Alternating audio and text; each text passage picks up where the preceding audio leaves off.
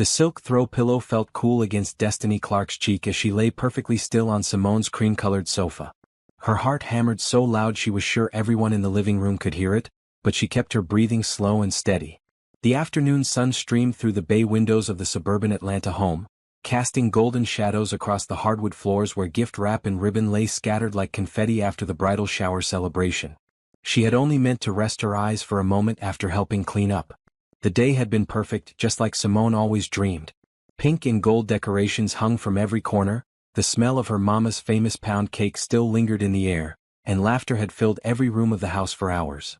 Destiny's feet ached from running around in her heels, making sure every detail was just right for her best friend's special day. But now, lying there with her eyes closed, pretending to sleep, she wished she had never heard the conversation that was about to change everything. "She's finally quiet," came Simone's voice from the kitchen, just loud enough to carry into the living room. "I thought Destiny would never stop fussing over every little thing today." Destiny's stomach dropped.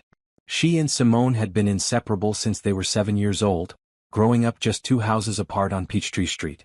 They had shared everything, first days of school, teenage heartbreaks, college struggles, and now this wedding planning that had consumed the last 8 months of their lives. "Girl, you know how she is," replied Candace, Simone's cousin who had been helping coordinate the wedding. "Always trying to be the perfect friend, the perfect daughter, the perfect everything. It's exhausting just watching her." The words hit Destiny like a slap. She had spent the entire day making sure Simone felt loved and celebrated. She had organized the shower, coordinated with 23 guests, baked 3 dozen cupcakes from scratch, and even drove 2 hours to pick up the custom decorations when the delivery fell through. "I love her, I really do," Simone continued, and Destiny held her breath, hoping this was leading somewhere better. "But sometimes I feel like I can't breathe around her anymore.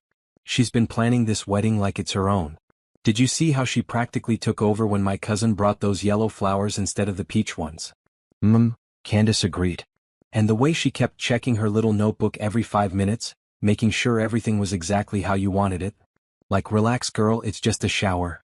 Destiny's eyes burned behind her closed lids. That little notebook had taken her weeks to put together. She had written down every detail Simone had mentioned wanting, from the specific shade of pink napkins to the playlist of songs from their high school days. She thought she was being helpful, being the best maid of honor she could be. "The thing is," Simone's voice dropped lower, and Destiny had to strain to hear, "I don't even know if I want her as my maid of honor anymore." The words hit Destiny's chest like a physical blow. She bit down on her tongue to keep from gasping out loud. "What do you mean?" Candace asked. "I mean, look at today. She turned my shower into her own personal production. Every conversation she was right there. Every photo she made sure she was in the perfect spot. It's supposed to be about me, but somehow it became the Destiny show again." "Again?" "It's always been like this. Even in high school, remember homecoming senior year? I was so excited about finally being nominated for court, and she spent the whole night telling everyone about her college applications and her scholarship interviews. She didn't even realize she was stealing my moment."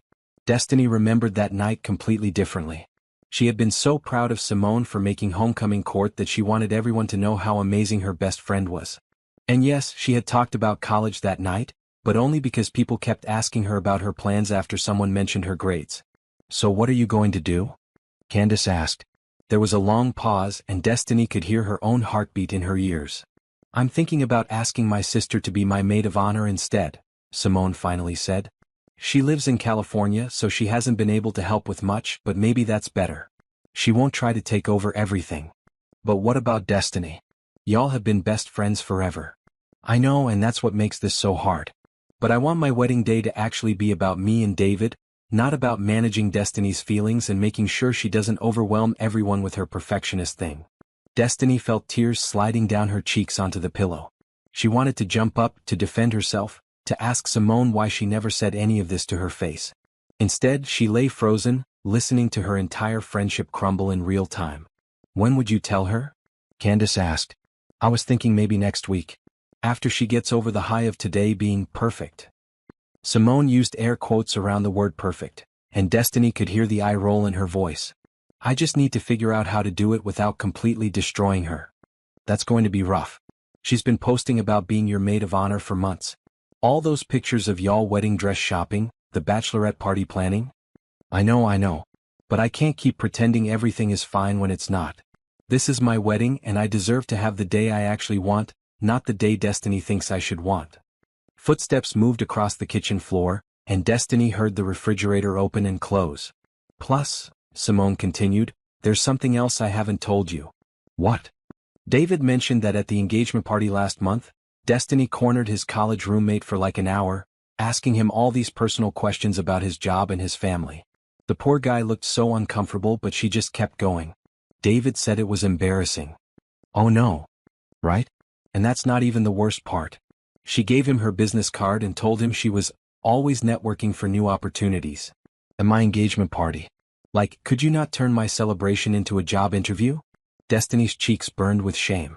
She remembered that conversation completely differently.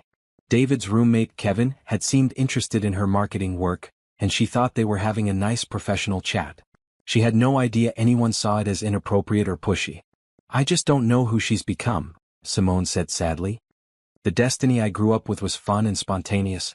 This version of her has to control every situation and make sure everyone knows how successful and put together she is. It's like she's performing all the time instead of just being herself. Maybe you should just talk to her about it, Candace suggested gently.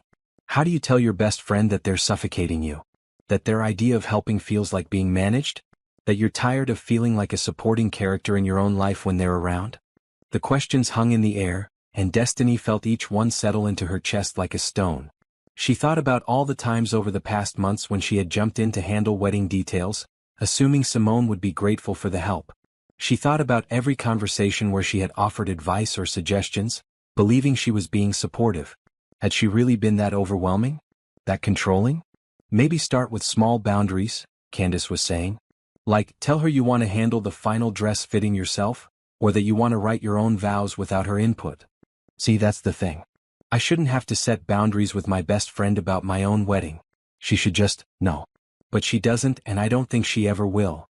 The kitchen fell quiet except for the sound of dishes clinking in the sink.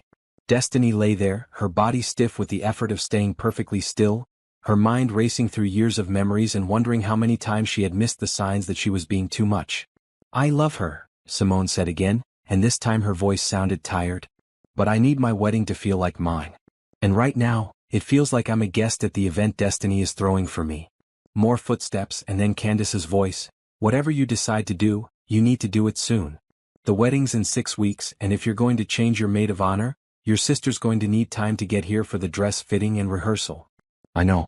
I'll figure something out. What about the bachelorette party? Destiny's been planning that for months. That's another problem. She booked us this whole weekend in Savannah with activities scheduled down to the hour. Wine tasting, historic tours, a fancy dinner reservation. Sounds exhausting. I just wanted to go to a spa and relax with my girls, but she said that was too basic for my bachelorette. Destiny remembered that conversation too. She had thought Simone seemed disappointed with the spa idea, so she had tried to plan something more special, more memorable. She had spent hours researching activities and making reservations, using her own credit card to hold everything because she wanted it to be her gift to Simone. You could still change it, Candace said. With what money? She already put deposits down on everything. And if I cancel now, I'll look like the ungrateful friend who didn't appreciate all her hard work. The irony wasn't lost on Destiny. Even Simone's complaints about her were wrapped up in gratitude and guilt. She had created a situation where Simone felt trapped by her generosity.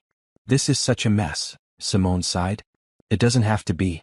You just need to be honest with her. Easy for you to say. You don't have 21 years of friendship to potentially throw away. 21 years. Destiny could trace every year of it from the day 7-year-old Simone had moved in 2 doors down and they had spent the entire summer riding bikes and playing in the sprinkler in Destiny's backyard. First day of middle school when they both wore the same purple shirt by accident and decided they were meant to be best friends forever. High school graduation where they cried together about going to different colleges. Simone's father's funeral 3 years ago when Destiny had driven through the night to be there, holding her friend while she sobbed. All of that history, and now Simone was ready to demote her from maid of honor because she was too helpful, too involved, too much. I should probably go check on her, Simone said. Make sure she's comfortable on that couch. Panic shot through Destiny's body.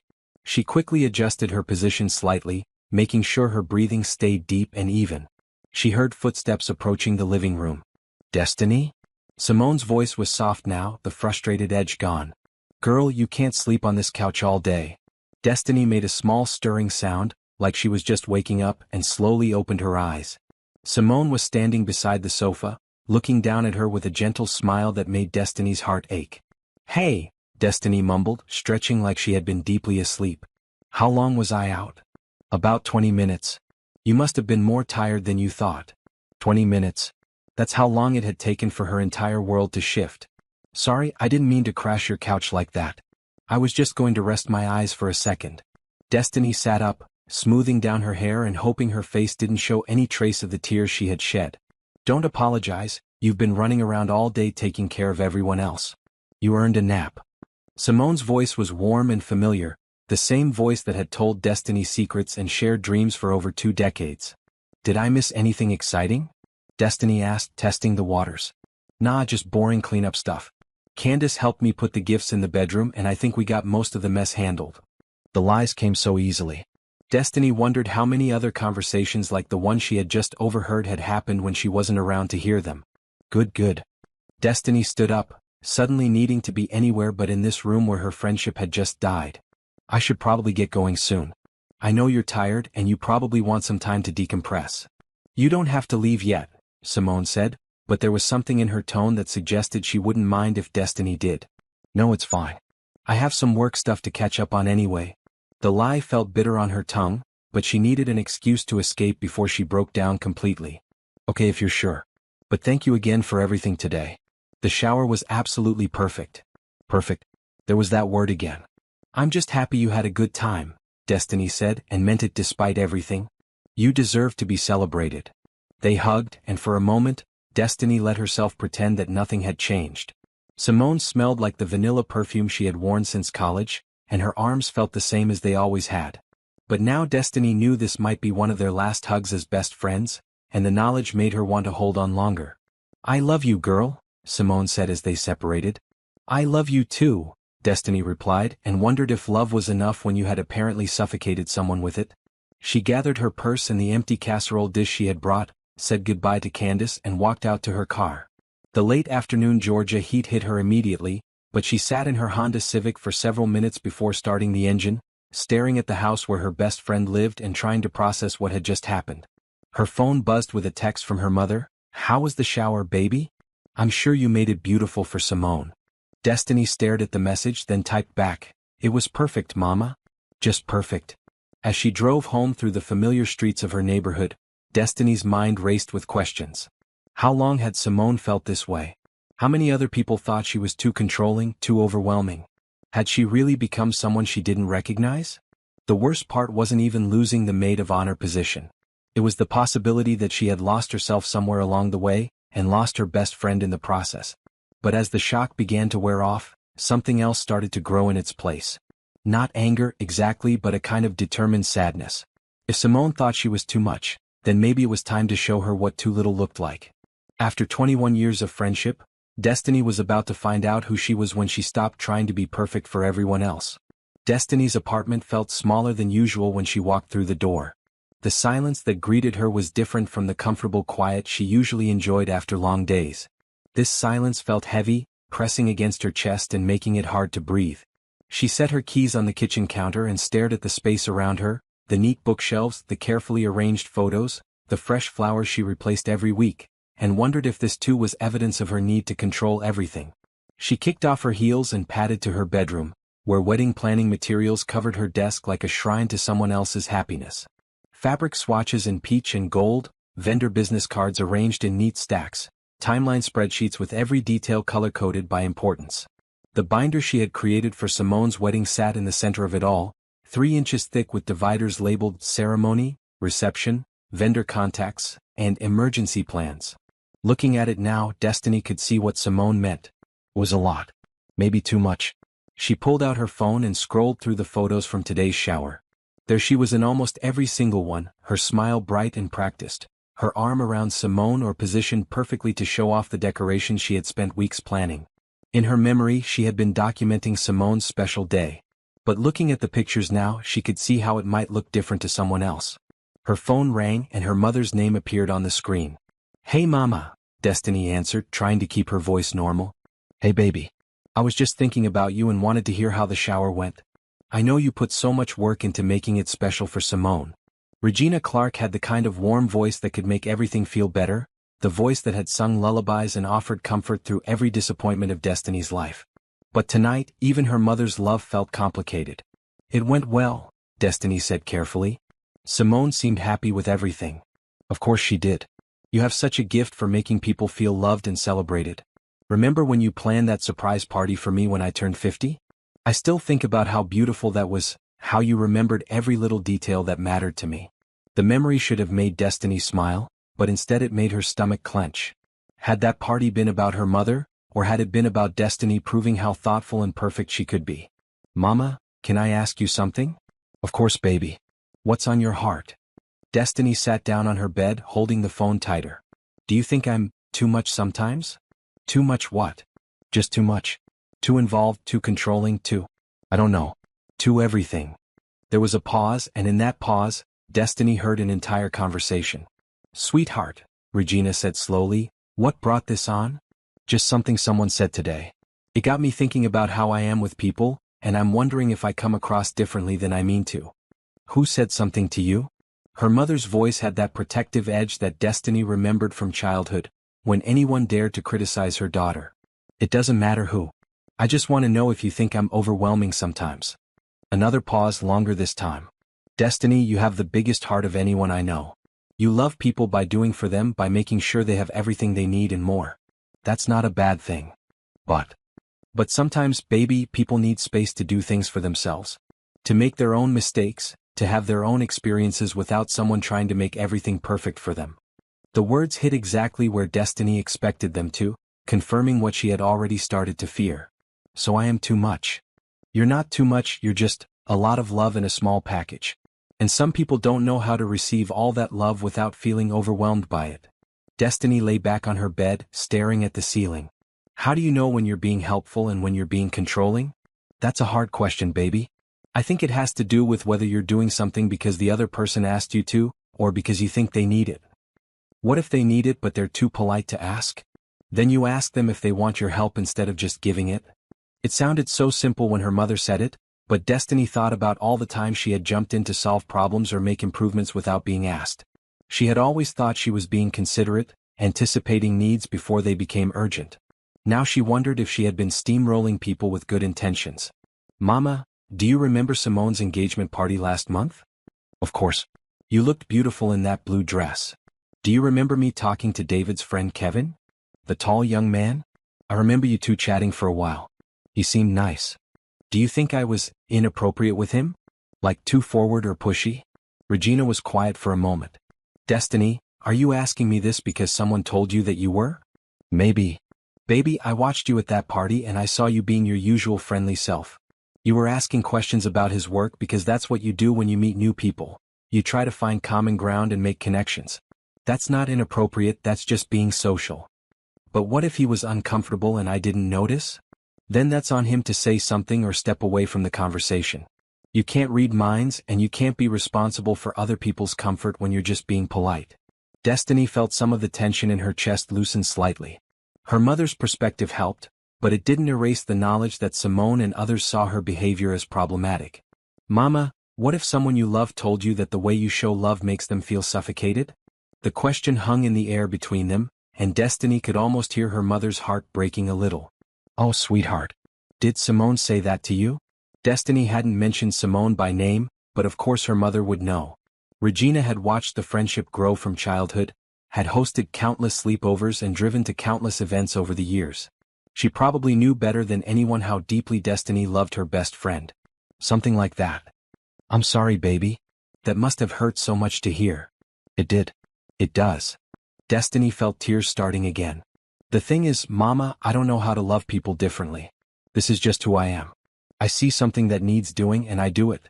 I see someone who could use help and I help them. I want the people I care about to have beautiful experiences, so I try to make things beautiful for them. And there's nothing wrong with any of that, Destiny. But maybe sometimes people want to make their own beautiful experiences, even if they're not as perfect as the ones you would create for them. So what am I supposed to do? Just stop caring? Stop helping? No, baby. You're supposed to ask before you help. You're supposed to listen when people tell you what they want, even if what they want is different from what you think they need. And what if what they want is for me to be less involved in their lives? Then you love them enough to give them that space even if it hurts. The words settled over Destiny like a blanket that was both comforting and suffocating. She understood what her mother was saying, but understanding and accepting were two different things. I think I need to make some changes, Destiny said quietly. What kind of changes? I think I need to step back from some things. Give people room to breathe. That might be wise, but don't lose yourself in the process. Don't become someone cold and distant just because someone told you that your warmth was too much. After they hung up, Destiny sat in her bedroom for a long time, thinking about the space between caring too much and not caring enough. She thought about all the relationships in her life and wondered how many other people felt suffocated by her attention. Her phone buzzed with a text from Simone. Thank you again for today. Everything was perfect. Can't wait for you to see the photos I took of all the decorations. Destiny stared at the message, seeing it now as a performance of gratitude rather than genuine appreciation. How many times had Simone thanked her for things she didn't actually want? How many times had Destiny mistaken politeness for enthusiasm? She typed back, so glad you enjoyed it, and left it at that. No heart emojis, no detailed follow-up about specific moments from the day, no immediate suggestions for the next event they needed to plan. It felt strange to send such a short response, but it also felt like a small step toward becoming the kind of friend Simone apparently needed her to be. The next morning, Destiny woke up with a plan. She was going to give Simone exactly what she wanted: space. Not in a dramatic, passive-aggressive way, but in a genuine attempt to see if their friendship could survive with less intensity from her side. She started by removing all the wedding-related items from her kitchen table, where she had been keeping track of final details and countdown timelines. She put the thick planning binder in her closet out of sight. She deleted the wedding countdown app from her phone and removed the daily reminders she had set for various tasks. Instead of texting Simone her usual, "Good morning. Hope you have a beautiful day," message, she stayed quiet and waited to see if Simone would reach out first. By noon, her phone was silent. At work, she found herself paying attention to her interactions with colleagues in a new way. When her assistant mentioned being stressed about a presentation, Destiny's first instinct was to offer to help review it and provide feedback. Instead, she caught herself and simply said, "That sounds stressful. I hope it goes well." The assistant looked surprised by the lack of follow-up, but didn't push for more support. During a team meeting, when someone mentioned struggling with a client proposal, Destiny bit back her usual flood of suggestions and resources. She sat quietly, letting others offer input, watching how the conversation flowed without her immediate attempts to solve the problem. It felt unnatural, like holding her breath or walking backwards. Every instinct told her to jump in, to help, to fix, to improve. But she was learning to recognize the difference between what felt natural to her and what might actually be welcome to others. By Wednesday, she still hadn't heard from Simone. This was unusual. They typically texted several times throughout the week, sharing work stories or random thoughts or photos of things that reminded them of each other. The silence felt loud and strange. Destiny found herself checking her phone constantly, wondering if she had somehow missed a message. She drafted several texts to Simone throughout the day but deleted each one before sending it. This was what space looked like, she reminded herself. This was what Simone had asked for, even if she hadn't asked directly. On Thursday evening, she ran into Simone's mother at the grocery store. "Destiny?" Mrs. Roberts called out from the produce section, waving enthusiastically. "I was just thinking about you. That shower you threw for Simone was absolutely beautiful. She hasn't stopped talking about how perfect everything was." "Thank you, Mrs. Roberts. I'm just glad she had a good time." "A good time?" Honey, she was glowing. "She said you thought of every little detail, from the music to the decorations to the food. That girl is so lucky to have a friend like you." Destiny smiled politely, but inside she felt confused. If Simone had been telling her mother how wonderful everything was, why had she been complaining about Destiny's involvement to her cousin? "How are the final wedding preparations going?" Mrs. Roberts continued. "I know you've been such a help to Simone with all the planning. Actually, I'm trying to step back a bit and let Simone handle things herself," Destiny said carefully. "It's her special day and I want to make sure she gets to experience it the way she wants to." Mrs. Roberts looked puzzled. "Step back? But honey, you're the maid of honor. You're supposed to be helping her with everything." I think she needs some space to make her own decisions without me being so involved." "That doesn't sound like Simone at all." That girl has been relying on you for everything since you were children. Remember when she was too shy to order her own food at restaurants? You always had to do it for her. The memory hit Destiny unexpectedly. She had forgotten about Simone's childhood shyness, how she used to hide behind Destiny in social situations and depend on her to be the brave one, the outgoing one, the one who made things happen. People change, Destiny said softly. Well, I suppose they do. But I hope you two aren't having any problems. You've been like family to us for so long. No problems, Mrs. Roberts. Just giving each other some space. As Destiny drove home with her groceries, she thought about what Mrs. Roberts had said about Simone's shyness. When had that changed? When had Simone become confident enough to not need Destiny's help with everything? Maybe that was part of the problem. Maybe Destiny had continued offering help long after Simone had grown past needing it, and neither of them had recognized the shift. That night, she looked through old photos on her phone, scrolling back through years of friendship. There was middle school Simone, awkward and uncertain, always slightly behind Destiny in pictures. High school Simone, prettier but still deferring to Destiny's confidence in social situations. College Simone, growing into herself but still calling Destiny for advice about everything from boys to course selections. But somewhere in the more recent photos, Destiny could see the change. Adult Simone looked comfortable and self-assured. She wasn't hiding behind anyone anymore. She had her own opinions, her own style, her own life that she was perfectly capable of managing. The realization was both heartbreaking and liberating. Her best friend had grown up, had become the confident, capable woman she was meant to be. But Destiny had kept treating her like the shy 7-year-old who needed someone else to speak up for her. No wonder Simone felt suffocated. Destiny had been loving the person Simone used to be instead of the person she had become. Friday afternoon brought the kind of Atlanta thunderstorm that made the whole city slow down and pay attention. Destiny sat at her office window, watching rain streak down the glass and thinking about how quiet her phone had been all week. No texts from Simone, no wedding-related emergencies, no casual check-ins that had been such a constant part of their friendship that she had never noticed them until they stopped. This was what space looked like, apparently. Empty and echoing and strangely lonely. Her coworker Jasmine knocked on her cubicle wall, holding 2 cups of coffee from the break room. You look like you need this, she said, offering one of the cups. Thanks, Destiny accepted the coffee gratefully. Long week. Want to talk about it? You've been pretty quiet lately, which is not like you at all. Jasmine was right. Destiny was usually the one initiating conversations, asking about people's weekends, remembering birthdays and work anniversaries. This week she had been polite but distant, speaking when spoken to but not driving the social energy of their small marketing team the way she normally did. Just processing some things, Destiny said. Sometimes you realize you need to change how you interact with people. What do you mean? Destiny hesitated. She hadn't told anyone about what she'd overheard at the shower, hadn't even fully admitted to herself how much it had shaken her understanding of herself and her relationships. I think I might be too involved in other people's lives sometimes, she said carefully. Too helpful, too much. Jasmine raised an eyebrow. Girl, you're the most thoughtful person I know. When my grandmother was sick last month, you brought me lunch every day for a week without me even asking. When Derek was stressed about his presentation to the board, you stayed late to help him practice. That's not being too much, that's being a good friend. But what if people feel obligated to accept help they don't actually want? What if they're too polite to tell me to back off? Then that's their problem for not being honest about what they need. It was similar to what her mother had said, but it didn't make Destiny feel any better. She was starting to realize that intent didn't always matter as much as impact, and the impact of her caring might not always be what she intended. Has anyone ever told you that your help felt overwhelming? Destiny asked. Jasmine considered the question seriously. You know, my sister said something like that to me once. She told me I gave too much advice when she just wanted me to listen. It hurt my feelings at first, but then I realized she was right. I was so focused on trying to fix her problems that I wasn't actually hearing what she was telling me. What did you do about it? I learned to ask what kind of support she wanted.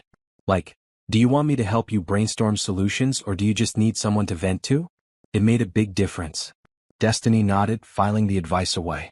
But her situation with Simone felt more complicated than that. It wasn't just about offering the wrong kind of support, it was about Simone feeling like Destiny's entire presence had become overwhelming. After work, she drove home through the storm, windshield wipers working overtime against the heavy rain. Her apartment felt especially quiet when she walked in, the silence amplified by the sound of rain against the windows. She was heating up leftover soup for dinner when her phone finally rang. Simone's name appeared on the screen, and Destiny felt her heart jump. "Hey girl," Simone's voice sounded normal, cheerful even. "I know it's last minute, but David and I are going to that new Ethiopian place on Ponce tonight. Want to join us?" It was such a casual invitation, so typical of their friendship, that for a moment Destiny forgot about everything she had overheard. This was how it had always been: spontaneous dinners, last-minute invitations, the assumption that they would want to include each other in their plans. "Oh," Destiny said, caught off guard. I already made dinner, so I think I'll pass tonight. But thanks for thinking of me. Are you sure? It's just soup, right? You could always save it for tomorrow." The fact that Simone knew what she was eating should have felt normal, but instead it highlighted how much they knew about each other's daily routines. How much space was there really in a friendship where your best friend could predict what you were having for dinner on a rainy Friday night? "I'm sure. You two have fun though." "Okay." Simone's voice carried a note of confusion. "Is everything all right? You've been kind of quiet this week." There it was, the opening to have the conversation they needed to have. Destiny could tell Simone what she'd overheard, could ask about the maid of honor situation, could try to understand where their friendship stood. Instead she chose safety. "Everything's fine. Just a busy week at work. I'm looking forward to a quiet night in." "Alright if you're sure. I'll call you this weekend and we can catch up properly." After they hung up, Destiny sat at her kitchen table with her soup, wondering if she had just made things worse by being distant or if she was finally giving Simone the space she wanted. The line between giving someone space and withdrawing from the relationship entirely was thinner than she had expected. Saturday morning brought sunshine and the kind of clear skies that made Atlanta feel like paradise. Destiny's phone buzzed with a text from her mother. "Beautiful day for the farmer's market. Want to come with me?" Destiny had been going to the Grant Park Farmer's Market with her mother almost every Saturday for the past 3 years. It was their tradition, their time to catch up and enjoy each other's company while picking out fresh vegetables and locally made honey. But today the invitation made her pause. Was this another example of her being too involved, too present in someone else's routine? Did her mother invite her because she genuinely wanted company, or because she felt obligated by their established pattern? She texted back, "I think I'll skip today, Mama. Enjoy the beautiful weather." Her phone rang immediately. "Destiny? What's wrong, baby?" "Nothing's wrong. I just thought maybe you'd like to go by yourself for once." "Why would I want to go by myself when I could go with my daughter?" "I don't know. Maybe you'd enjoy the freedom to browse at your own pace, talk to whoever you want without worrying about entertaining me." Regina was quiet for a moment. "Sweetheart, you don't entertain me. You're my companion. There's a difference." "How do you know the difference?" "Because when you entertain someone, you're performing for them. When you're someone's companion, you're just present. You're sharing the experience." "But what if my presence changes your experience? What if you would have different conversations or make different choices if I wasn't there?" "Of course my experience is different when you're there. That's the point. I like my experience better when I get to share it with you." Destiny felt tears prick her eyes. What if someone you loved told you that sharing experiences with you felt overwhelming to them? The silence stretched longer this time. "Is this about Simone?" Regina asked gently. "Maybe. Baby, come to the market with me. Let's talk about this in person." An hour later they were walking between vendor stalls, the morning sun warm on their faces and the smell of fresh peaches and homemade bread filling the air. Regina had linked her arm through Destiny's, a gesture so natural and familiar that it made Destiny's chest ache. "Tell me what's really going on," Regina said as they stopped at a booth selling local honey. Destiny found herself explaining everything: the conversation she'd overheard, Simone's complaints about feeling suffocated, the possibility of losing her maid of honor position, her own confusion about how to be a good friend without being too much. Regina listened without interrupting, occasionally squeezing Destiny's arm in support. When the story was finished, they walked in silence for a few minutes, processing the weight of it all. "I need to ask you something," Regina finally said. "And I want you to be completely honest with me." "Okay. Do you think Simone is right? Do you think you've been overwhelming her?" Destiny considered the question seriously. I think I've been loving her the way I wanted to be loved instead of the way she wanted to be loved. And maybe those aren't the same thing." "That's a very mature insight. But I don't know how to change it without changing who I am. Like, if caring too much is my problem, how do I care less without becoming someone cold and indifferent?" They stopped at a booth selling handmade jewelry, and Regina picked up a simple silver necklace, turning it over in her hands. "When you were little," Regina said. You used to follow me around the house constantly. Every room I went into, you were right behind me. If I was cooking, you wanted to help. If I was cleaning, you wanted to clean too. If I was reading, you wanted to sit in my lap and hear the story. Was I annoying? Sometimes, Regina admitted with a smile. Especially when I was trying to get things done quickly or have a few minutes to myself. But I realized that you weren't following me around because you wanted to control what I was doing. You were following me around because you wanted to be connected to me. What's the difference? The difference is motivation. Control comes from anxiety, from needing things to be a certain way to feel safe. Connection comes from love, from wanting to share experiences with the people who matter to you. Regina bought the silver necklace and handed it to Destiny.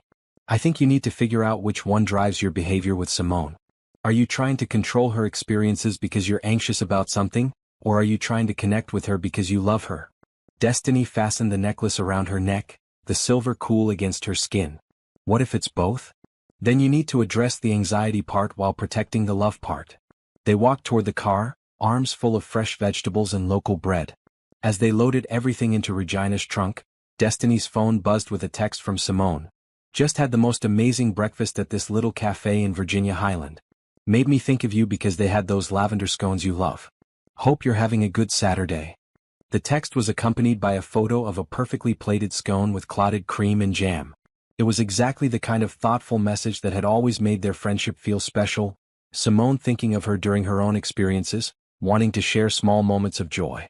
But now Destiny wondered, was this message genuine connection, or was Simone performing the friendship she thought Destiny expected?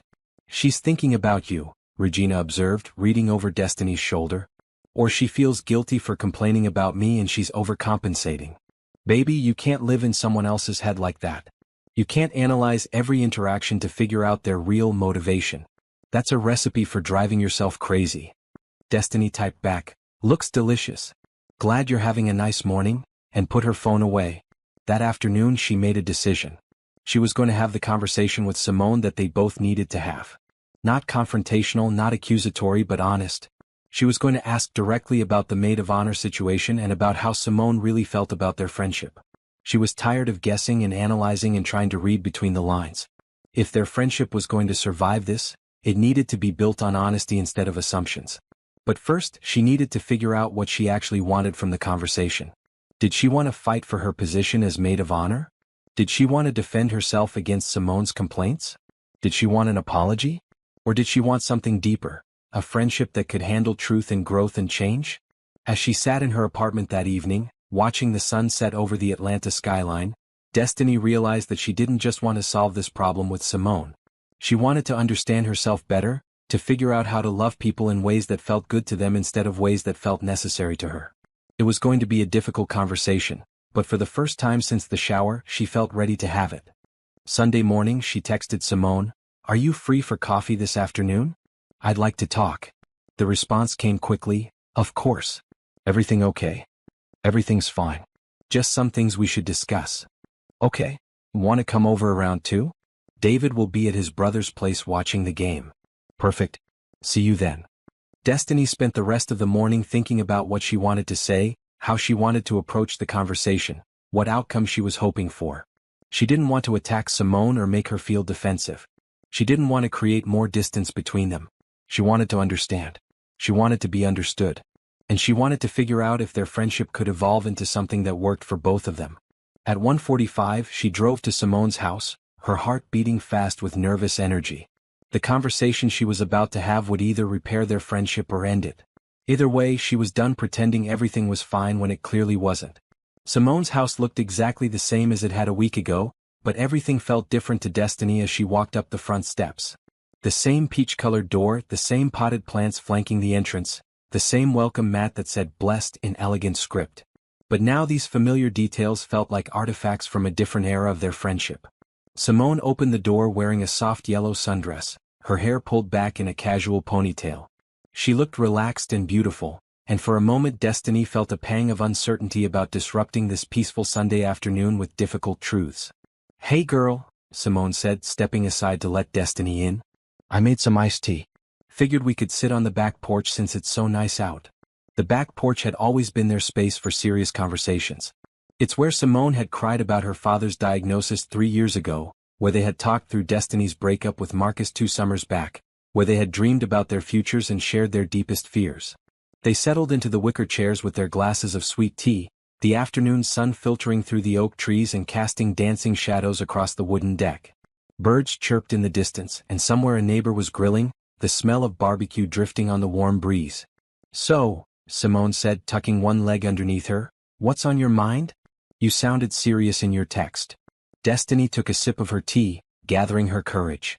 She had rehearsed this conversation in her head a dozen times, but now that they were here face to face, the words felt heavier than she had expected. "I need to ask you something, and I need you to be completely honest with me," Destiny said. "Even if you think it might hurt my feelings." Simone's expression shifted slightly, wariness creeping into her eyes. "Okay. Do you still want me to be your maid of honor?" The question hung in the air between them like a challenge. Simone's face went through several expressions: surprise, confusion, something that might have been guilt. "What kind of question is that? Of course I want you to be my maid of honor. Why would you even ask that?" "Because I overheard you talking to Candace at the shower last week." The words came out more bluntly than Destiny had intended, and she watched Simone's face change as the meaning sank in. First confusion, then realization, then something that looked like panic. "What did you hear?" Simone asked quietly. "I heard you say that you don't know if you want me as your maid of honor anymore. I heard you say that I'm overwhelming and controlling and that I turned your shower into the Destiny show. I heard you say that you want your wedding to feel like yours instead of feeling like something I'm throwing for you." Each sentence felt like a physical weight leaving Destiny's chest. She had carried these words around for a week, and finally speaking them aloud brought both relief and terror. Simone closed her eyes and leaned back in her chair. "Oh God. Destiny, I'm not angry," Destiny said quickly. "I mean, I was hurt when I first heard it, but mostly I just want to understand. Because if that's how you really feel, then we need to talk about it. You were pretending to be asleep. I wasn't pretending at first. I really did fall asleep on your couch. But then I woke up and heard you talking, and I didn't know how to let you know I was awake without making it awkward." Simone opened her eyes and looked at Destiny with an expression that was part guilt, part relief. "How much did you hear?" "Enough to know that you think I'm suffocating you. Enough to know that you've been feeling this way for a while but haven't said anything to me about it." They sat in silence for a moment, the weight of honesty settling between them. A blue jay landed on the porch railing, watched them for a few seconds, then flew away. "I don't know how to have this conversation," Simone said finally. "Neither do I. But I think we have to try." Simone set down her tea glass and turned to face Destiny fully. "You're right that I've been feeling overwhelmed. But it's not because I don't love you or appreciate everything you do." "Then what is it?" "It's because." Simone struggled with the words. "It's because sometimes I feel like I disappear when you're around. Like you're so good at everything, so organized and thoughtful and perfect, that there's no room for me to be anything but grateful." The words hit Destiny differently than she had expected. She had been prepared for criticism about being controlling or overwhelming, but this felt deeper and more painful. "I don't understand. Like the shower last week. You planned every detail, you coordinated with all the guests, you made sure everything was beautiful and perfect. And it was perfect. But I didn't get to plan any of it myself. I didn't get to choose the decorations or the menu or the activities. I just got to show up and be grateful for what you created. But you seemed overwhelmed by all the wedding planning. I thought I was helping by taking things off your plate. I was overwhelmed, but that doesn't mean I wanted you to take over everything. Sometimes being overwhelmed is part of the experience. Sometimes you want to struggle through the decisions yourself, even if the end result isn't as perfect as what someone else would have created for you." Destiny felt like she was learning a foreign language. The idea that someone would want to struggle through something when help was available didn't make sense to her. "So when I help you, I'm actually taking something away from you?" "Not always. But sometimes, yes. Like when we went dress shopping, and you had already researched all the boutiques and made appointments and created a schedule for the day. You had opinions about every dress I tried on, and you kept steering me toward the styles you thought would look best on me.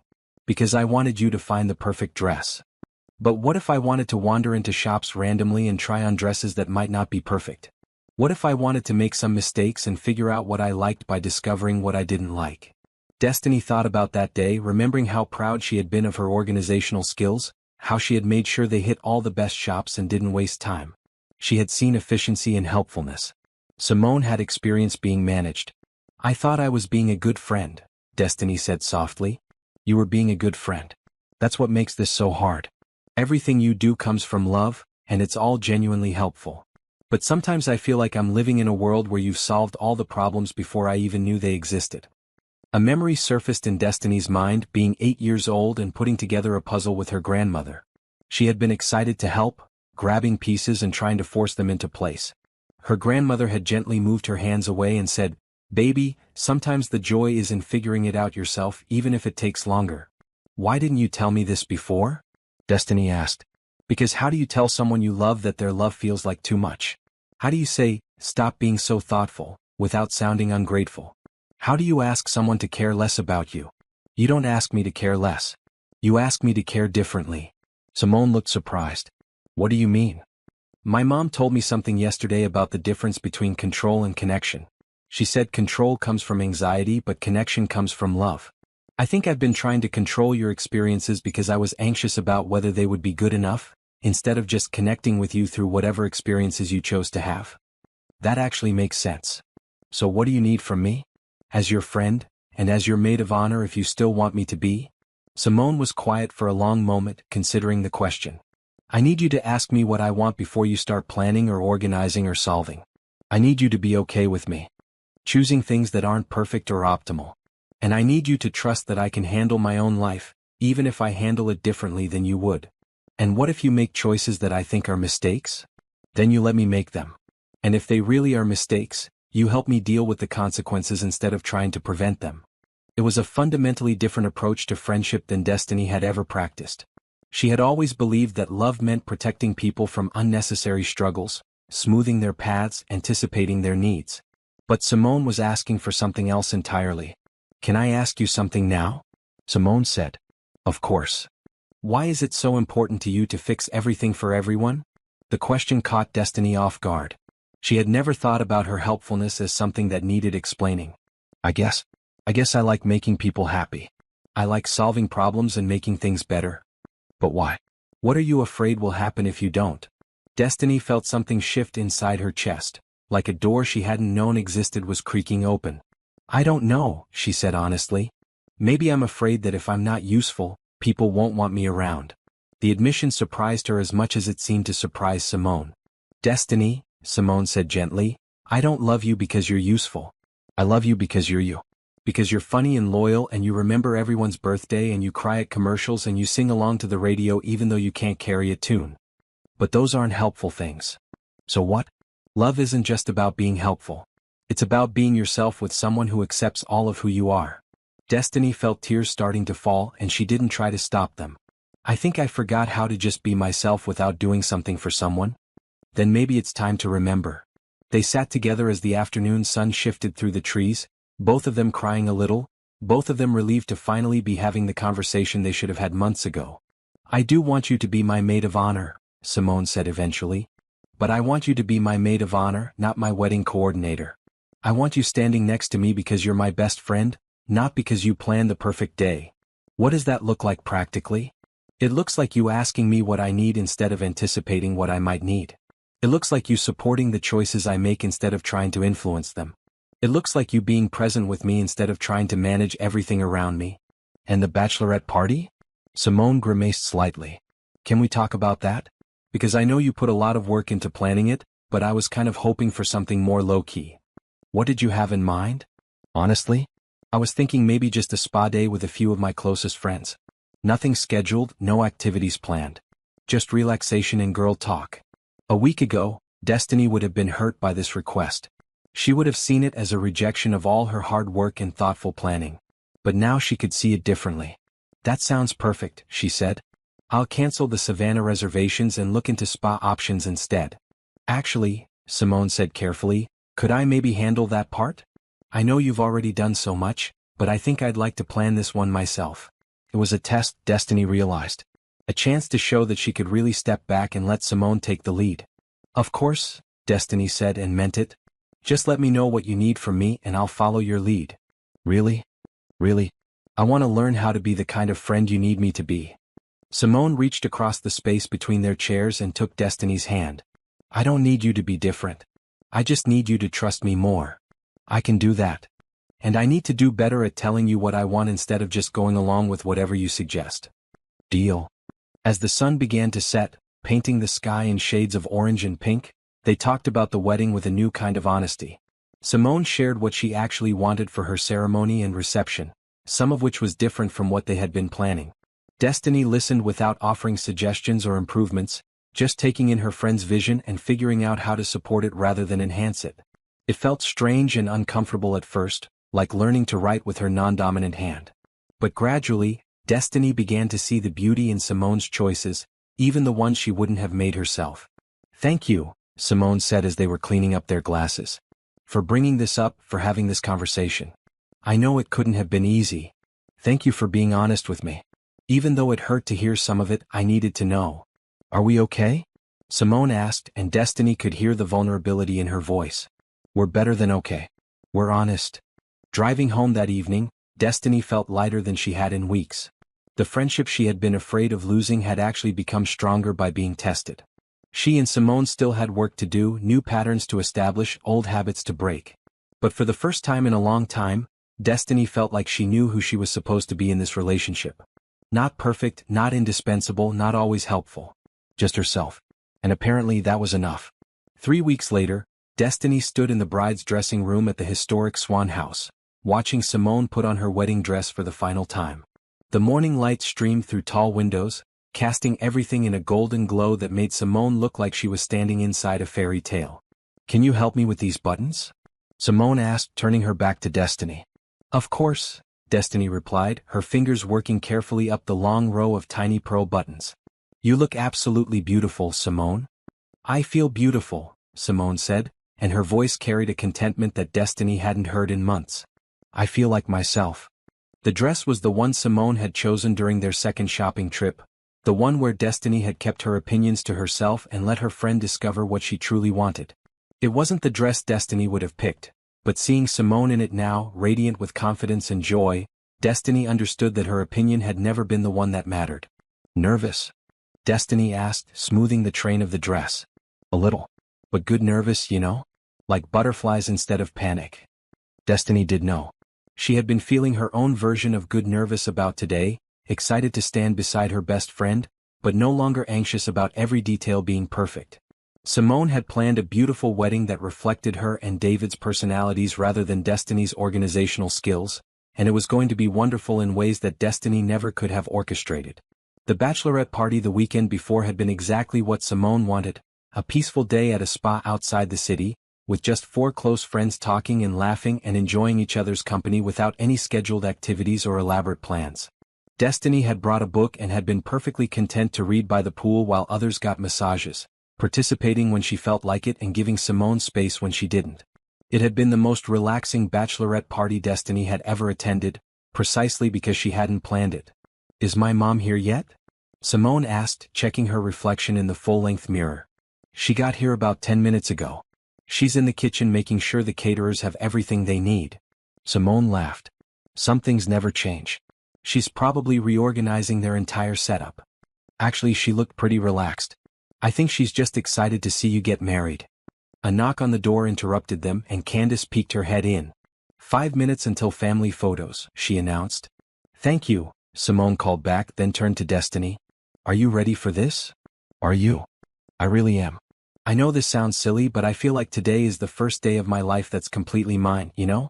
Like I chose everything about it, the dress, the flowers, the music, even the way I'm feeling right now. Does that make sense?"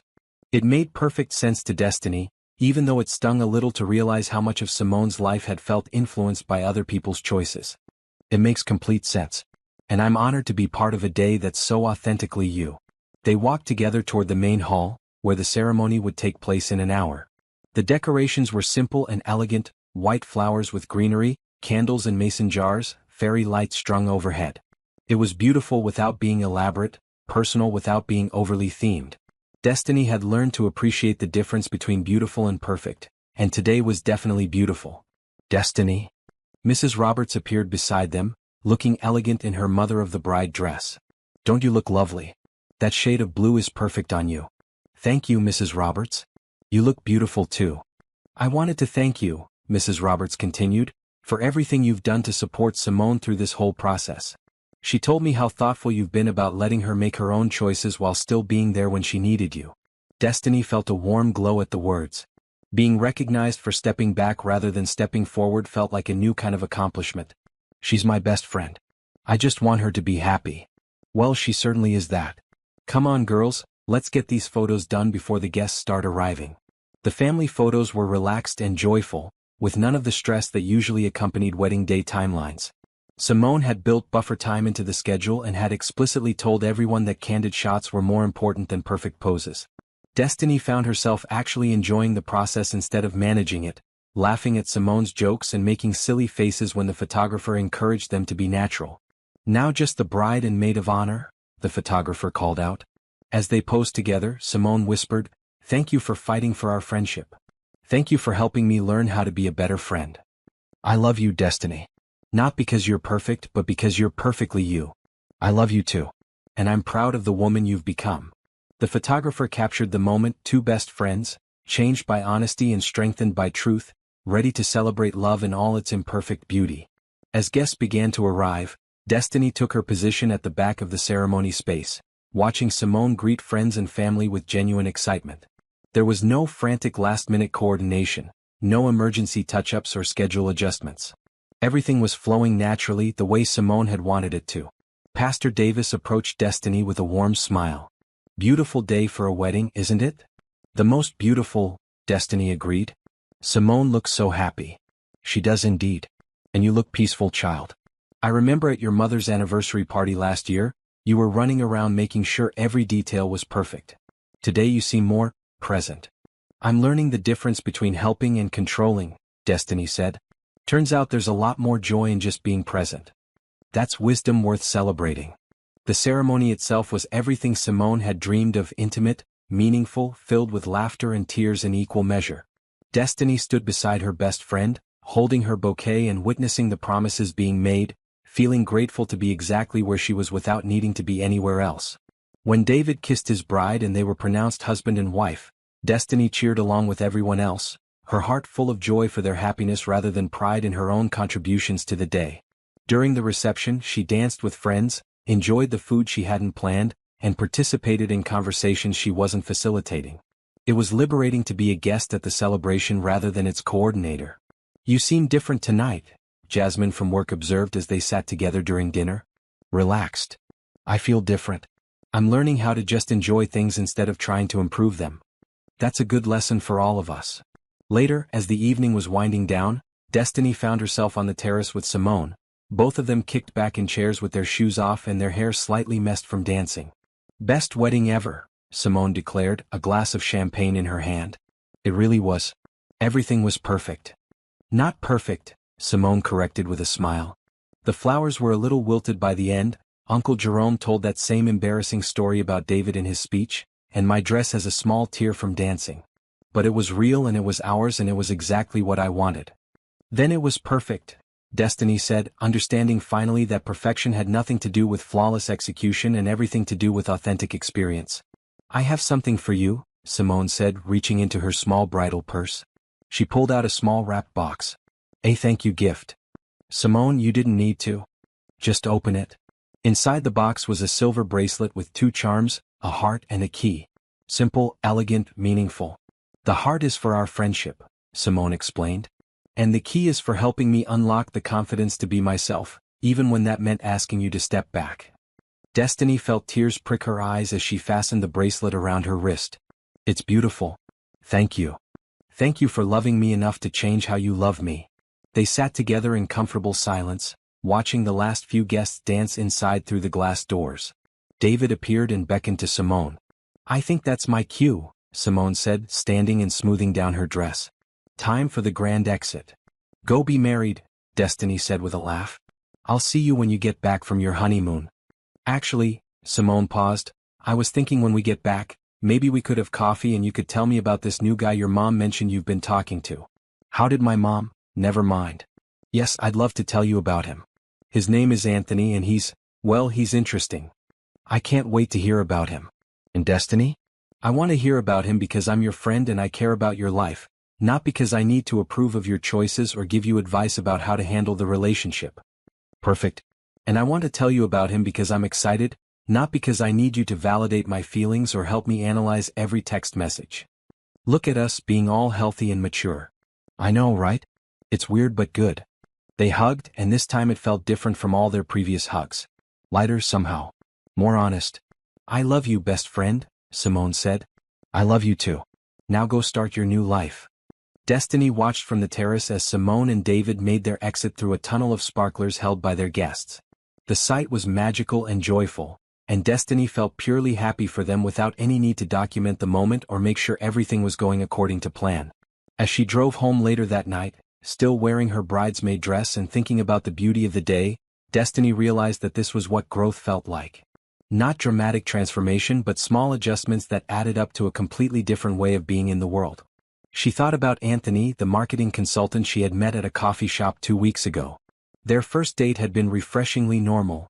No research beforehand, no carefully planned conversation topics, no attempts to impress him with her organizational skills. Just two people getting to know each other without any agenda beyond enjoying each other's company. He had texted her during the wedding, "Hope your friend's day is everything she dreamed of. Can't wait to hear about it tomorrow." Simple, supportive, with no expectation of immediate response or detailed updates. It was the kind of text from the kind of person who understood that relationships worked best when people were allowed to be themselves without management or improvement. Destiny smiled, thinking about how much she was looking forward to telling him about the wedding, about Simone's happiness, about her own journey toward becoming someone who could love people without trying to fix them. The night was clear and warm, and Atlanta's skyline glittered in the distance as she drove through the quiet streets toward home. She felt grateful for everything, for the friendship that had survived honesty, for the lessons learned through pain, for the possibility of love that didn't require perfection. At a red light, she looked at the silver bracelet on her wrist, the heart and key catching the glow from the streetlights. Tomorrow she would start a new week with a new understanding of herself and her relationships. She would go to work and be helpful without being overwhelming. She would check in with friends without managing their lives. She would love people by accepting them rather than trying to improve them. It wouldn't be easy. 28 years of habits don't change overnight. But tonight, for the first time in her adult life, Destiny felt like she knew the difference between being needed and being wanted, between being helpful and being present, between loving someone and letting them be loved. The light turned green and she drove toward home, toward the quiet apartment where she was learning to be enough just as she was, toward a future where her relationships could grow and change and deepen without her needing to control every detail. Behind her, the wedding venue grew smaller in her rearview mirror, but the joy of the evening stayed with her. She had stood beside her best friend and witnessed something beautiful and authentic, and she had contributed to that beauty simply by being herself rather than trying to be perfect. It was, she thought as she pulled into her parking space, the most perfect imperfection she had ever experienced. And as she walked up the stairs to her apartment, her phone buzzed with a text from Anthony. "Hope the wedding was magical. Looking forward to our coffee date tomorrow. I want to hear all about it."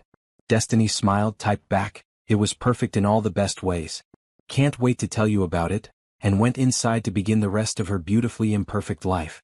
The silver bracelet caught the moonlight through her bedroom window as she got ready for bed, and for the first time in years, Destiny Clark fell asleep without planning tomorrow, without reviewing today's events for ways they could have been better, without mentally organizing anyone else's life. She simply felt grateful for the love she had received and given, for the friendship that had grown stronger through truth, and for the woman she was becoming, someone who could care deeply without controlling completely, someone who could love fully without losing herself. In her dreams that night, she was 7 years old again, riding bikes with Simone through their neighborhood, both of them laughing and free, with no destination in mind and no need to arrive anywhere except exactly where they were meant to be.